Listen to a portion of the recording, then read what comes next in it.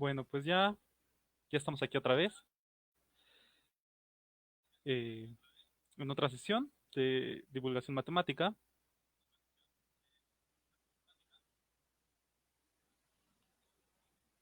Y bueno, el tema de hoy va a ser, vamos a hablar sobre el infinito, sobre qué es el infinito, y algunas cuestiones que genera el pensar en el infinito que son muy interesantes al momento de hablar en matemáticas porque son cosas que no pasan en todos lados. O sea, el infinito genera situaciones que no se generan en otras zonas. Entonces, vamos a esperar un par de minutos a que ya se junte un poco más de gente y empecemos ya la charla.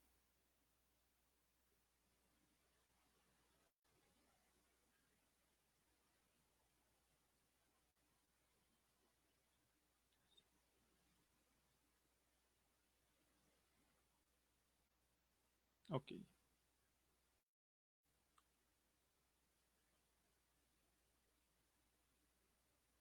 Entonces, bueno,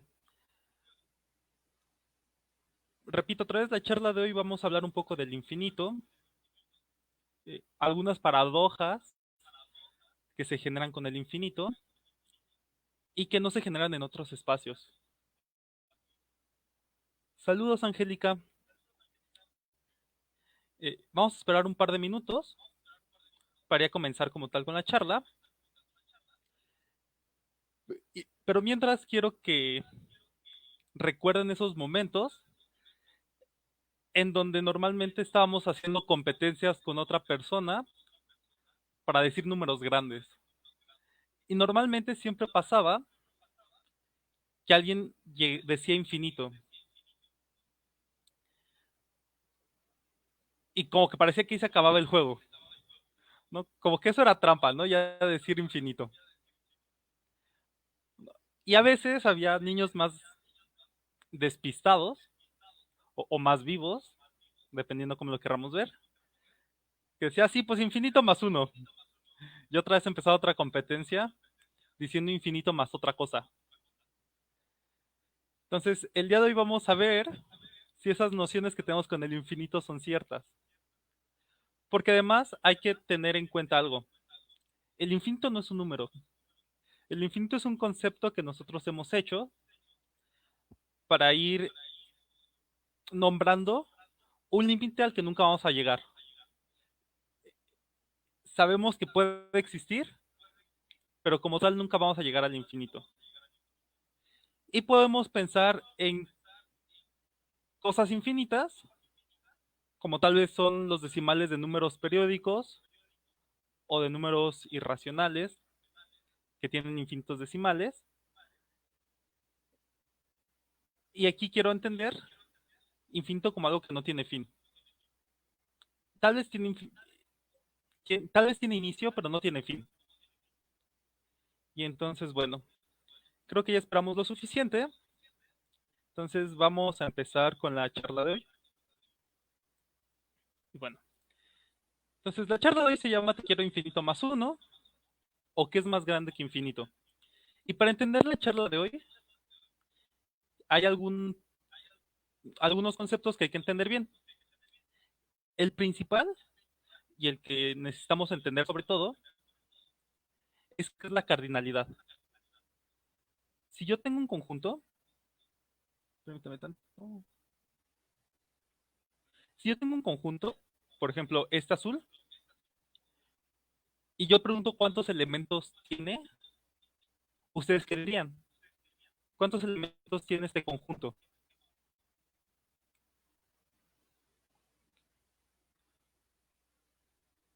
Pues para empezar lo que tendremos que hacer es contarlos, ¿no? Y puedo contar uno, 2, 3, 4, 5. Entonces este conjunto tiene 5 elementos. Pero si yo quito un elemento, ¿cuántos elementos tiene? Tiene 4. Entonces la cardinalidad de ahora este conjunto nuevo es 4. Pero esta idea de que un conjunto es más grande si tiene más elementos, solo es cierto para ciertos conjuntos, que son los conjuntos que tienen fin, que me los puedo poner a contar cuántos elementos hay y acabo en algún momento. Puedo tardarme 3, 4, 5, 10 años, pero voy a acabar. Y bueno, la charla de hoy nos vamos a basar básicamente en dos científicos matemáticos. El primero es George Cantor. Es un matemático que se puso a hacer teoría de conjuntos y empezó a darse cuenta que los conjuntos tienen algunas fallas y algunos comportamientos que pueden parecer paradójicos. Entonces, para explicar estos comportamientos, vamos a ver primero a otro científico, a otro matemático, que es Hilbert, que él trata de explicar qué es el infinito con un ejemplo. El ejemplo se llama el Hotel de Hilbert, que es un hotel donde siempre tenemos un lugar para ti. Este es Hilbert. Y Hilbert fue un matemático muy importante a inicios del siglo pasado. Hizo una lista de los problemas más importantes que iban a ser investigación para el siglo pasado en matemáticas. Y pues bueno, en una de las conferencias de Hilbert explica el infinito con este ejemplo, que es un ejemplo muy bonito. Entonces, supongamos que tenemos dos empresarios y lo que quieren hacer es el hotel más grande del mundo. Y entonces se van a poner a discutir. El primero dice, hagamos un hotel con 1000 habitaciones. Pero la segunda dice, no, porque si alguien hace un hotel de 1001 habitación, ya nos ganaría, ya no tendremos el hotel más grande. Dice, y la segunda dice, ¿qué tal si hacemos un hotel de 1 millón de habitaciones? Y el primero vuelve a contestar, no, porque si alguien hace un hotel de 1 millón, una habitación, ya no seríamos el hotel con más habitaciones. Y después de discutir un rato, llegan a la siguiente conclusión. Para tener el hotel más grande de todos, tenemos que hacer un hotel con infinitas habitaciones. Para este ejemplo vamos a considerar que se puede hacer. Y bueno, entonces construyen su hotel con infinitas habitaciones. Y entonces en ese hotel tú puedes ir, solicitar una habitación y siempre tienen una habitación para ti. Pero un buen día llegó un señor con la recepcionista y solicitó una habitación.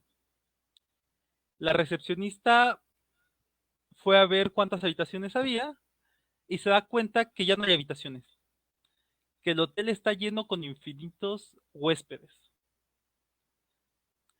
Entonces, después de pensar un rato este problema, porque todas las personas tienen una habitación segura en este hotel, encuentro una solución creativa. La solución es pedirle a todos los clientes por micrófono que se muevan a la siguiente habitación. Entonces, ¿qué va a pasar? El de la habitación 2 se va a mover a la habitación 3. El de la habitación 100 se va a mover a la 101. Y así con todos los números. El de la habitación 1 entonces se va a mover a la habitación 2. Y entonces la habitación 1 quedó vacía. No hay alguien que se vaya a mover a la habitación 1. Y entonces acaba de encontrar una habitación vacía para este huésped. Y entonces ya la recepcionista le dice, ok, váyase a la habitación 1 y ahí quédese. Y la recepcionista ya está muy feliz porque entonces ya siempre puede dar una habitación para los huéspedes. Si llegan 10 personas, le pido a todos que se muevan 10 habitaciones y me quedan las primeras 10 desocupadas. Pero esto va pasando los días y un buen día llega un guía de turistas con infinitos huéspedes y quieren una habitación cada uno, para cada uno de los huéspedes. Entonces, otra vez la recepcionista empieza a pensar qué es lo que puede hacer. Y después de pensar un rato, tiene una idea. Y entonces, otra vez por micrófono, le pide a todo mundo que se muevan a la habitación que tenga el doble de su habitación. O sea, que el de la habitación 1 se mueve a la habitación 2, porque 2 por 1 es 2. El de la habitación 100 se mueve a la habitación 200, porque 100 por 2 es 200. El de la habitación 25 se va a mover a la habitación 50, porque 25 por 2 es 50. Y así van a hacer todos los huéspedes. Van a multiplicar por 2 el número de su habitación y se van a ir a esa. Y entonces aquí queda algo muy bonito, porque todos los números impares, todas las habitaciones con número impar, se quedaron vacías. El 25, el 1 quedan vacíos, porque ningún número multiplicado por 2 me va a dar 25, me va a dar 1. Y entonces le pide la recepcionista que se vayan a las habitaciones impares. Y entonces ya, otra vez pudo darle ahora a infinitos huéspedes una habitación. Y eso es algo muy interesante, porque entonces tenemos que hay un conjunto más pequeño, los números pares, que pueden llenar a todos los números. Y esta idea intuitiva, Cantor en su momento definió que eso es el infinito. Un conjunto es infinito si pasa lo siguiente, que hay un subconjunto que sea tan grande como el primero. Y en este caso, los números pares es un número, tiene la misma cantidad de números, tiene la misma cardinalidad que los números naturales. Y entonces parece que no hay problemas ya para la recepcionista. Y pasando los días, pasa algo súper curioso.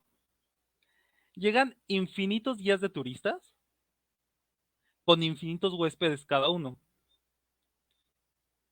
Y otra vez nuestra recepcionista empieza a tener problemas. ¿Y ahora qué hago? ¿Cómo lleno todas las habitaciones? ¿Cómo les doy una habitación a cada uno de estos huéspedes? Y después de pensar un muy buen rato, encuentra una solución. Primero, le pide otra vez por micrófono a todos los huéspedes que se muevan al doble de su habitación otra vez. Y otra vez, el de la habitación 1 se va al de la 2, el de la 300 a la 600, el de la 525 se va a la 1050, y así se vuelven a vaciar otra vez todas las impares. Y ahora lo que va a hacer, a cada uno de los guías de turistas les va a dar un número primo que no sea 2. Entonces, al primer guía de turista le da el 3, al segundo le da el 5, al tercero le va a dar el 7, al siguiente el 11, el 13, el 19, el 23, el 29, el 31, y así va a continuar con todos los guías de turista. Les va a dar un número primo. Y algo muy interesante es que los números primos también son infinitos. Esto créanmelo. Y entonces le dice que a cada uno de sus tours, de sus huéspedes que tiene cada guía, los numere otra vez. Entonces, cada huésped tiene un número y cada guía de turista tiene un número primo. Y le pide que entonces cada uno de estos huéspedes se vaya a la habitación del número primo elevado al número que les tocó dentro de la excursión. Entonces, por ejemplo, al tercer persona, al tercer huésped de este guía de turista, que le tocó el primo 3, se va a ir a la habitación 3 a la 3, que es 27. Y entonces, por ejemplo, entonces esta primera excursión tiene los números 3, 9, 27, 81, 243 y continúa. Esta segunda excursión va a tener los números 5, 25, 125, 625 y va a continuar. Y aquí queda algo muy bonito porque entonces ahora ya todos los huéspedes de las infinitas excursiones ya tienen una habitación para ellos. Y además pasó algo muy bonito. Hay habitaciones que quedaron vacías. La habitación 15 quedó vacía porque el 15 es 3 por 5, no es un número par, que fueron los primeros que vacía, y no es una potencia de algún primo, sino producto de primos. La habitación 21 también queda vacía, la 35, la 45, y quedan infinitas habitaciones vacías. Entonces, no solo le dio habitación a todas las personas, sino que quedaron infinitas habitaciones vacías además. Entonces, este ejemplo, que es el ejemplo que dio Hilbert, para entender las paradojas que lleva el tener un conjunto con infinitos números, espero les haya servido a entender lo interesante de los números, lo que es la infinitud de los números. Bueno, Cantor se encontró con estas paradojas, o esas paradojas que en realidad no lo son.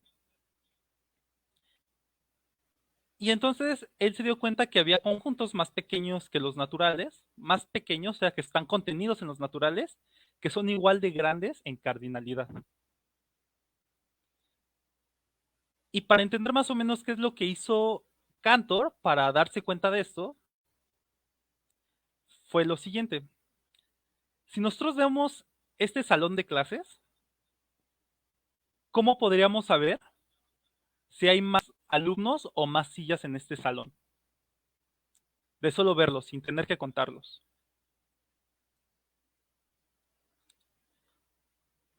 Pues si nos ponemos a ver esta imagen, lo que podemos hacer es, pues ya tengo a los alumnos sentados. Entonces puedo ver si hay sillas vacías. Y por ejemplo, aquí donde les acabo de marcar, tengo un lugar vacío. Entonces, tan solo de ver ese lugar, yo puedo saber que hay más sillas que alumnos en este lugar. Entonces, vamos a hacer esta idea para ver si dos conjuntos tienen la misma cantidad de elementos o tienen más. Voy a usar un conjunto como sillas y el otro como personas que se van a sentar en esas sillas. Y si me quedan sillas vacías, es porque hay más sillas.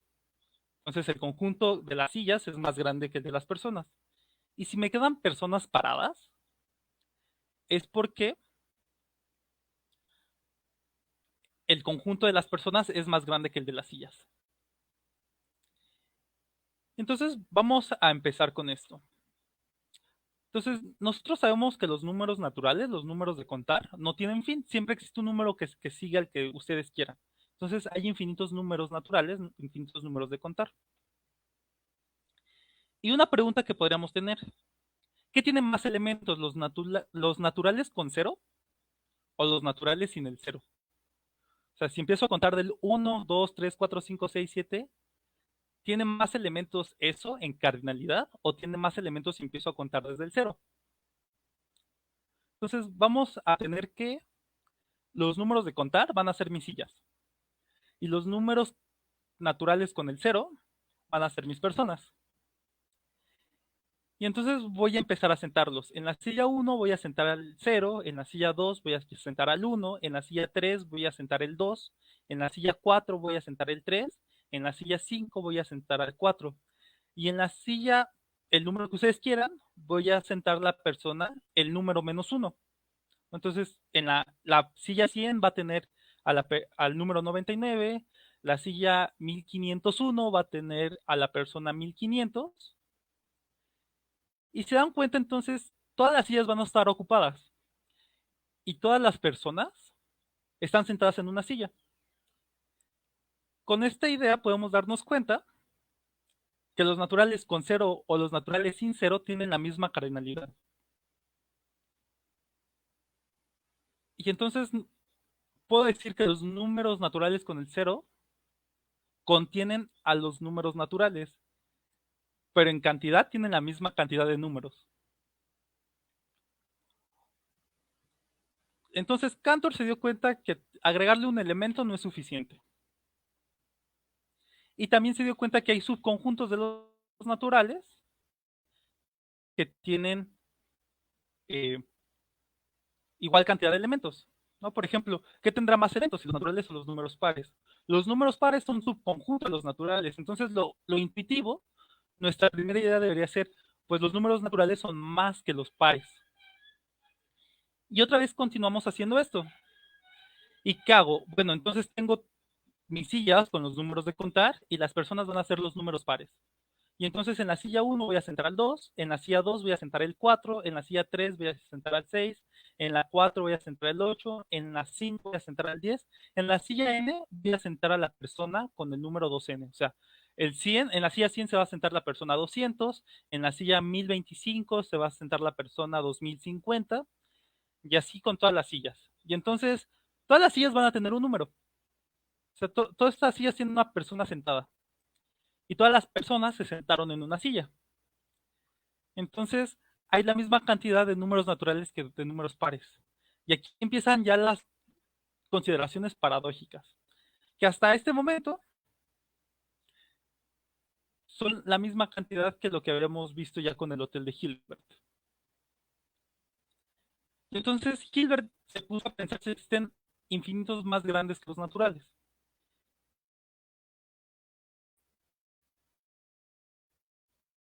Y entonces se puso a ver, bueno, ¿qué conjuntos son más grandes que los naturales? Que es mucho más grande, porque hay conjuntos que no son tan grandes como los enteros que contienen a los naturales, pero los enteros son el primer conjunto que podríamos pensar que son mucho más grandes que los naturales, porque son los naturales con sus negativos. Y para este ejemplo voy a considerar que los naturales no tienen el cero. Entonces, además de tener a los negativos de los naturales, tienen el cero. ¿Y qué es lo que hizo Hilbert? Pues los centró de la siguiente manera. En la silla 1 sentó al 0. En la silla 2 sentó al 1. En la silla 3 sentó al menos 1. En la silla 4 sentó al 2. En la silla 5 sentó al menos 2. Y se dan cuenta, lo que está pasando es que está ordenando a los números, ¿no? Negativos, a los números enteros. Los ordena 0, 1, menos 1, 2, menos 2, 3, menos 3, 4, menos 4. Y continúa ordenando a todos los números. Entonces, pone el número positivo y después le sigue su número negativo. A los números pares, que se pueden escribir como 2 por un número, pues estoy sentando a su mitad. En el 2 siento al 1, en el 4 siento al 2, en el 6 voy a sentar al 3, en la silla 12 voy a sentar al n, su mitad. Y a los números impares que puedo escribir de forma 12 más 1, ejemplo, 2 por 1 más 1, 2 por 1 es 2, más 1 es 3, el 5 es 2 por 2 más 1. Entonces, los números impares les voy a poner el menos n. O sea, el 1 que es 0 por 2 más 1, siento al menos 0 que es 0. Al 3 que es 2 por 1 más 1, voy a sentar al menos 1. Al 5 que es 2 por 2 más 1, siento al menos 2. El 7 que va a ser 2 por 3 más 1, voy a sentar al menos 3. Y así continúo. Entonces, con esta regla, ya pude hacer que todas las sillas estén ocupadas por una persona y todas las personas están sentadas en una silla. Entonces, los números enteros son tantos como naturales en cardinalidad, pese a que los naturales son su conjunto de los enteros. Entonces, parecería que estos conjuntos que son discretos, porque existe un número que, dado cualquier número, yo puedo decir cuál es el que sigue. Esos son los números, esos son los conjuntos discretos a los que puedo decir cuál es el número que sigue. Pues tal vez todos son a lo más los naturales. Y entonces puedo pensar en otro conjunto que no está discreto, que son los racionales. Los racionales son las fracciones. Y si se dan cuenta, también los puedo poner en decimal. Entonces, por ejemplo, un medio es 0.5 y el 1 es 1 entre 1. Entonces, yo ya tengo dos números, 0.5 y 1. Y yo puedo poner otro número racional en medio de ellos dos, que es el 0.5. Estos números. Entonces, ¿qué voy a hacer? La pregunta aquí sería, ¿los naturales son la misma cardinalidad que los racionales o ya los racionales son una cardinalidad más grande que los naturales? Esa sería una pregunta muy interesante. Y tal vez nuestra forma de pensar diría, pues los racionales deben de ser más en cardinalidad. Y pues Cantor se puso muy vivo y encontró una forma de ordenar a los racionales para darnos cuenta que son la misma cantidad los racionales que los naturales. ¿Qué es lo que hizo? Hizo esta tabla. Y él dijo, solo voy a ordenar a las fracciones positivas. Porque el mismo ordenamiento que dé para las fracciones positivas, lo puedo hacer para las fracciones negativas, y el 0 lo voy a poner en medio. Y entonces, si ordeno los naturales en las fracciones positivas, puedo ordenar a los enteros, que son naturales positivos, con los negativos y el 0, en todos los racionales.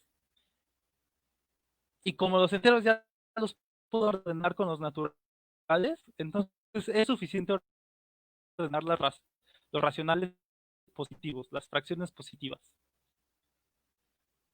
Y entonces él ordenó de la siguiente forma. En la segunda fila de esta tabla puso a los que tienen como denominador al 2, en la tercera al 3 como denominador, en la fila 4 al que tienen al 4 como denominador, y así continuó con su tabla. Y por columnas los ordenó de una forma similar. En la primera columna puso a los que tienen como numerador al 1, en la segunda columna a los que tienen como numerador al 2, en la tercera columna a los que tienen como numerador al 3, y así continuó. Y entonces los ordenó en una tabla.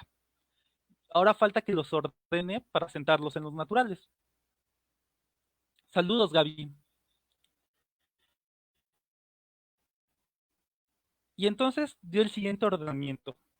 Agarró primero al 1 sobre 1, después se fue con el 2 sobre 1, después al 1 sobre 2, después al 3 sobre 1, después al 2 sobre 2, al 1 sobre 3, y si se dan cuenta se está yendo sobre diagonales de esta tabla, y son diagonales que van de arriba a la derecha, abajo a la izquierda. Y así los fue ordenando a todas las fracciones. Y entonces los ordena de esta forma. Entonces ordena al 1 sobre 1, al 2 sobre 1, al 1 sobre 2, al 3 sobre 1, al 2 sobre 2, aquí iría el 1 sobre 3. Y si se dan cuenta, por esas diagonales que teníamos, si sumo el numerador y el denominador, suman lo mismo. Esta primera diagonal, que sería solo el 1 sobre 1, suman 2.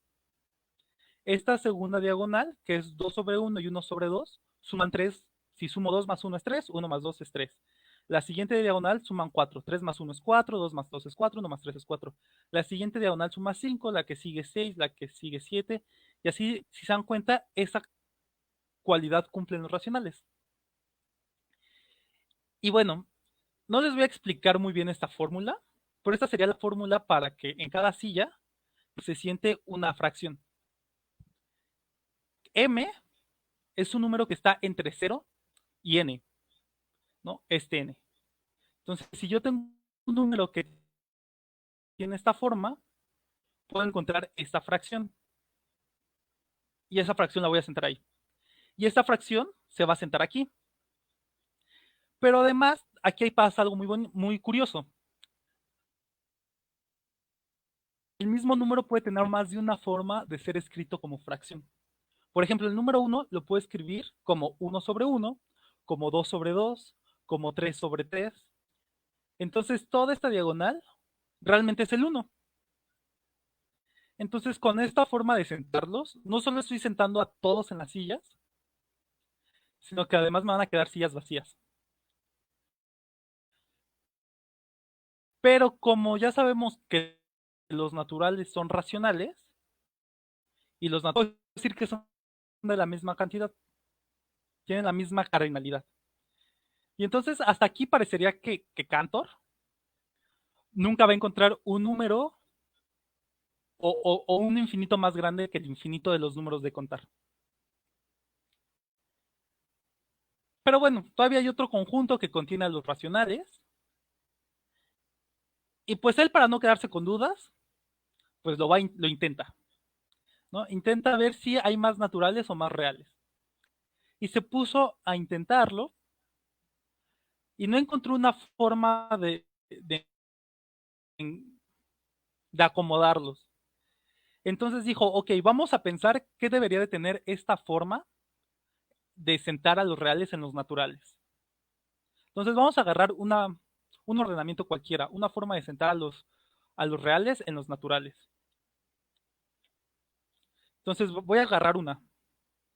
Y entonces, por ejemplo, en el 1 voy a poner al 0.5000000, que es un racional, que es un medio. Los voy a poner en su desarrollo decimal, cómo se escriben de forma decimal. Y si un número como un medio termina, pues le voy a agregar ceros. Y así voy a hacer con todos los números reales.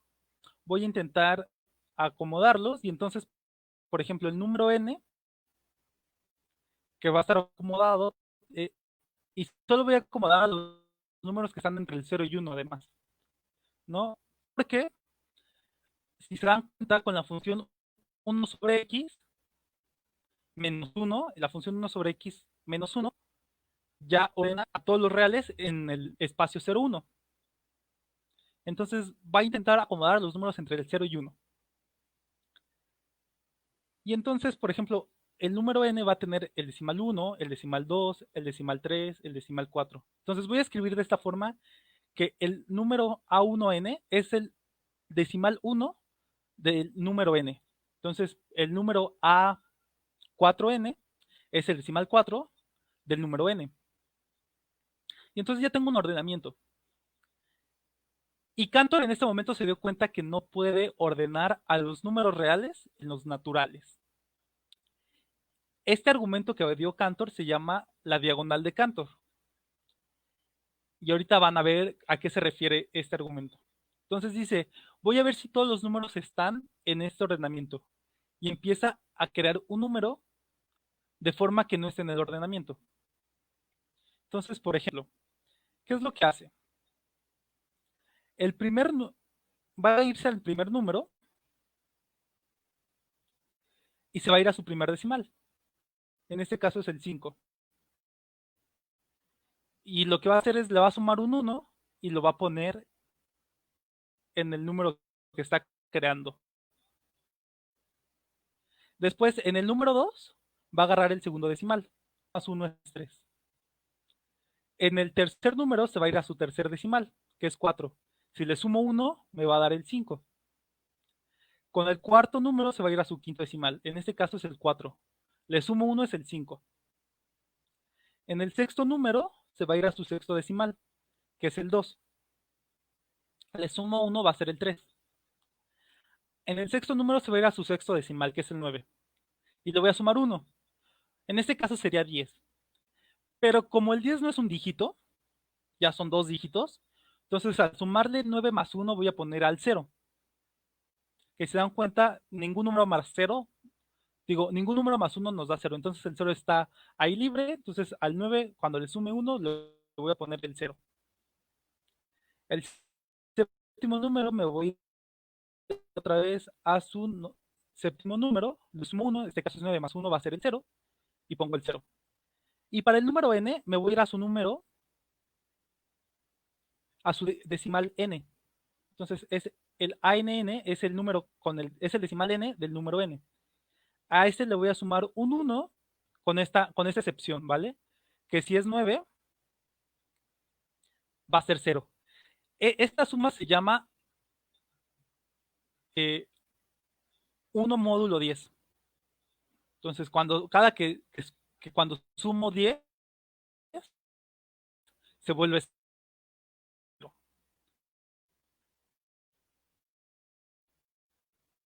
Entonces, la pregunta es, ¿este número que acabamos de vivir? ¿En qué número de mi lista es? No es el número 1 porque el dígito 1 es distinto. No es el número 2, el segundo dígito es distinto al segundo. No es el número 6 porque su sexto dígito es distinto al sexto dígito del sexto.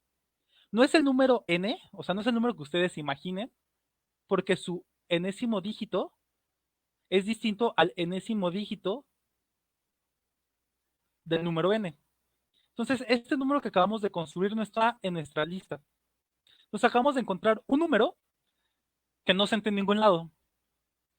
Y como esto lo puedo hacer sin importar cuál sea mi ordenamiento inicial que dé, no importa el ordenamiento que sea, puedo construir un número nuevo que no esté en ese ordenamiento que yo había dado. Entonces, se dan cuenta, los reales ya son más grandes que los naturales. Y este mismo argumento lo pueden hacer con los irracionales, que es un conjunto más pequeño que los reales. Entonces, los irracionales y los reales son más que los naturales. Y bueno, si se dan cuenta, aquí se forma una diagonal en los números que fui seleccionando. Entonces, como aquí se genera una diagonal, por eso este argumento se llama la diagonal de Cantor. Y es un argumento muy bonito cuando quiero comparar conjuntos infinitos para ver si hay un conjunto más grande que el otro. Y bueno, después de esto, Cantor, la siguiente pregunta que se hizo fue ver si existían números más grandes que, o sea, si había un infinito entre los naturales y los racionales y los reales. O sea, que si ahí había un infinito igual de grande. Y bueno,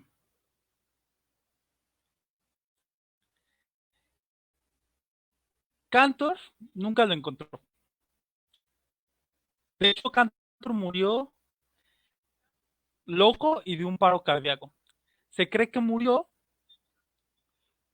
por todas las críticas que le hacían los matemáticos a Cantor, porque esas ideas parecen paradójicas y parecen que están muy locas.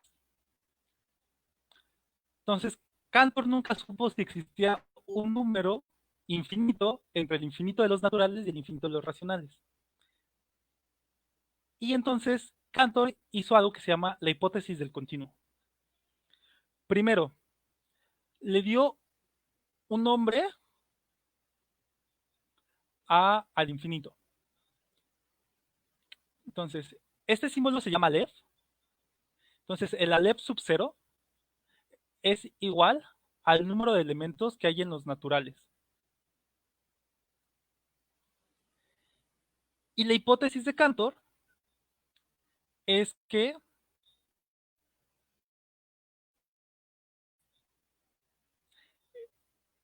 Aleph sub 1, que es la cardinalidad de los reales, que entre estos dos no existe ningún otro infinito. O sea, después del infinito de los números naturales le sigue el infinito de los números reales. Esto se le llama hipótesis del continuo. Cantor nunca supo si esto era cierto o falso. Actualmente ya sabemos qué es lo que ustedes quieran. Ustedes pueden decir que esto es cierto o ustedes pueden decir que esto es falso. Y no alteran en nada las matemáticas. Entonces, ahora sí. Eso sería todo por la charla de hoy. Espero que les haya gustado esta plataforma. Y bueno, chicos, eso sería todo por el día de hoy. Es un gusto haberlos tenido un rato más charlas. Entonces, nos vemos, chicos. Bye.